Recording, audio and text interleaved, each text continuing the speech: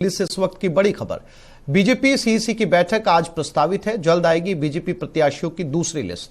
कुछ देर में BJP core group की बैठक होगी। नड्डा के आवास पर कुछ देर में यह बैठक होगी।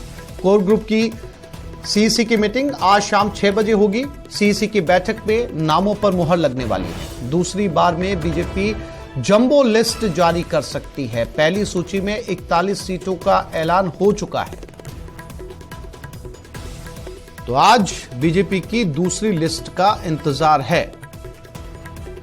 कुछ ही देर में दिल्ली में बैठक शुरू होने वाली है और इस बैठक में दूसरी सूची के नामों पर मुहर लग जाएगी। दूसरी सूची के लगभग नाम तय हो चुके हैं।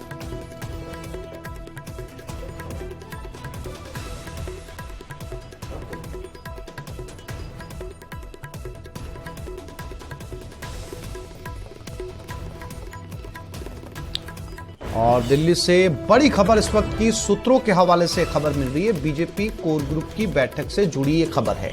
अब तक 100 से ज्यादा नाम क्लियर किए जा चुके हैं। अधिकांश मौजूदा विधायकों की टिकट पक्की है।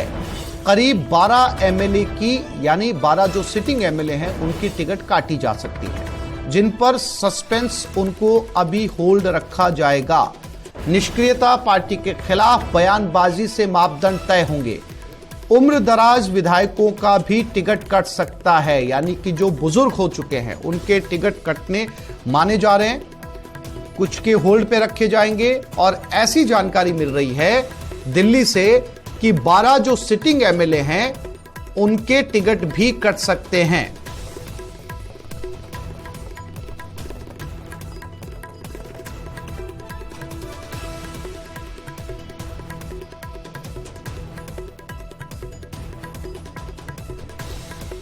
और इसी खबर पर ज्यादा जानकारी के लिए सीधा रुख करते हैं दिल्ली की तरफ। हमारे संवाददाता लखवीर सिंह हमारे साथ जुड़ गए हैं। लखवीर, दूसरी लिस्ट का पूरे राजस्थान को इंतजार है। न केवल राजस्थान को बल्कि उनकी धड़कनें भी थमी हुई हैं जो अपने नाम को लेकर उम्मीद लगाए बैठे हैं।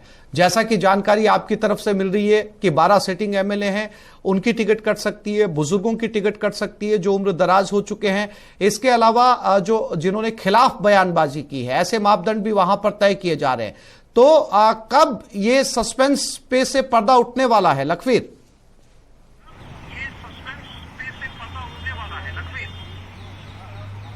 बिल्कुल आसिफ, इस सस्पेंस से पर्दा उठाने के लिए ही लगातार मंथन जारी है। कल करीब 2 चरणों में 5 घंटे का मंथन हुआ है। प्रहलाद जोशी जो कि चुनाव प्रभारी हैं राजस्थान के, उनके आवास पर करीब 12:30 बजे तक देर रात तक ये बैठक हुई, मंथन हुई, ताकि जो दूसरी सूची है उसको फाइनल किया जा सके और जो सीईसी की बैठक आज शाम को होनी है उसी में उसमें मुहर लगे और आज देर रात तक या फिर परसों या फिर कल सुबह मुहर लग जाए दूसरी सूची पर। महत्वपूर्ण बात यह है कि भारतीय जनता पार्टी चाहती है कि ज्यादा से ज्यादा उन लोगों पर दांव खेला जाए जो पार्टी के लिए लगातार जमीनी स्तर पर लड़ाई लड़ते हैं, मजबूत माने जाते हैं, पार्टी के विश्वसनीय हैं, निष्ठावान हैं और जमीनी स्तर पर जिताऊ और टिकाऊ साबित होंगे। इसलिए लगातार हर सीट को लेकर मंथन किया जा रहा है। कई पैरामीटर्स और क्राइटेरिया पर मंथन किया जा रहा है ताकि किसी भी प्रकार की कोई चूक न हो, किसी प्रकार की कोई कमी या कसर नहीं रह जाए।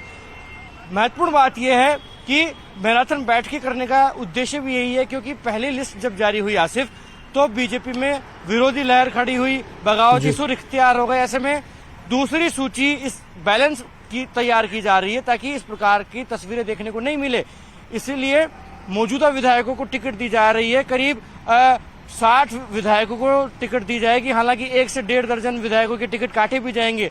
टिकट काटे जाने का मापदंड क्या है, ये महत्वपूर्ण हो जाता है, क्योंकि अगर मौजूदा विधायकों के टिकट काटे जाते हैं तो सभी की उत्सुकता बढ़ जाती है कि टिकट काटा क्यों गया। इसलिए पार्टी ने पैरामीटर तय किया है कि जो व्यक्ति बुजुर्ग हो गए हैं, जिनका उम्र बढ़ रही है या फिर जो लगातार निष्क्रिय रहे हैं, पार्टी विरोधी जिन्होंने बयानबाजी की है, उनका टिकट साफ तौर पर काटा जाएगा।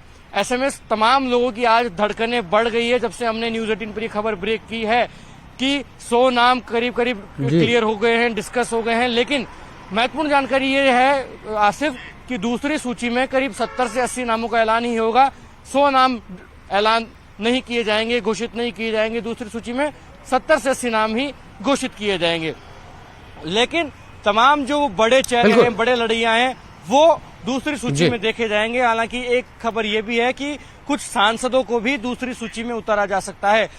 जिस प्रकार से लखवीर, पहले मेरा सूची में सवाल 7 अगला वही था सांसदों आपसे को कि और 2 क्या सांसदों को पहली भारतीय लिस्ट जनता में पार्टी 7 के एमपीज को विधायकों की टिकट दे दी गई है राज्य विधानसभा चुनाव की, तो क्या ये माना जाए कि दूसरी लिस्ट में भी कुछ बड़े एमपीज या फिर मैं कहूं केंद्रीय मंत्री के नाम भी आ सकते हैं? आप मेरा इशारा समझ रहे हैं?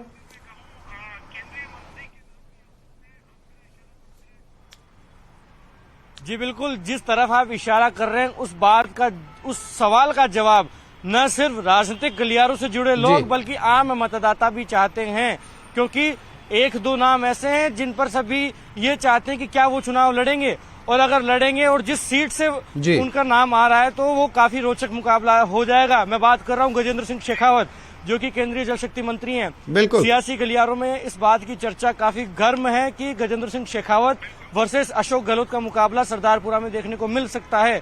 हालांकि पार्टी ये दाव खेलती है क्या, ये देखने वाली बात होगी, और अगर ये मुकाबला होता है तो उसका असर क्या होगा, ये भी देखना रोचक होगा। हालांकि गजेंद्र सिंह शेखावत सहित अन्य सांसद भी इस दूसरी सूची में शामिल हो सकते हैं, लेकिन वो कौन कौन होंगे, कौन से सांसदों पर पार्टी दाव खेलने जा रही है, ये फिलहाल भविष्य के गर्भ में है, जो कि देखना दिलचस्प होगा।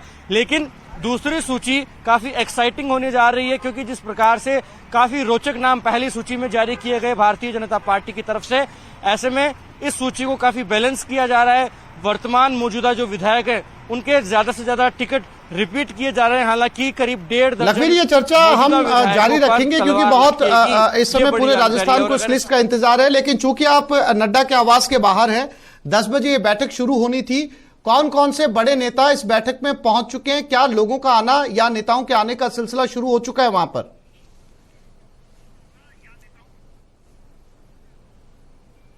देखिए, ऐसे इस बैठक के लिए 10 बजे का समय दिया गया था, लेकिन अभी तक फिलहाल कोई नेता पहुंचा नहीं है। राजस्थान बीजेपी कोर ग्रुप के कोई भी नेता यहां फिलहाल आए नहीं है, लेकिन कुछ देर में ही यहां पर राजस्थान भाजपा कोर ग्रुप के नेता आएंगे, क्योंकि सिक्योरिटी जो मूवमेंट है वो तेज हो गया है। डॉग स्क्वाड की टीम भी चेकिंग कर रही है, क्योंकि अब अंतिम समय में है, ताकि तमाम नेता आएंगे। खुद केंद्रीय गृह मंत्री अमित शाह भी इस बैठक में हिस्सा लेंगे, और जेपी नड्डा और अमित शाह तमाम कोर ग्रुप के साथ बैठकर चेक करेंगे कि मैराथन जो कल 5 घंटे का मंथन हुआ प्रहलाद जोशी के आवास पर, उससे निकलकर क्या आया, क्या होमवर्क किया गया है, किस प्रकार की एक्सरसाइज है। क्योंकि हमने देखा कि मंगलवार को भी करीब 5.5 घंटे का मंथन गृह मंत्री अमित शाह और जेपी नड्डा के साथ प्रदेश कोर ग्रुप का हुआ। तब हिदायत ये दी गई कि और होमवर्क किया जाए, जिन सीटों पर डिस्कशन हुआ है उन पर और विचार विमर्श किया जाए, पुनर्विचार किया जाए, ताकि बेहतर विकल्प तलाशे जा सके और जीता हुआ टिकाऊ व्यक्ति को ही टिकट दिया जाए, किसी प्रकार की कमी नहीं रहे।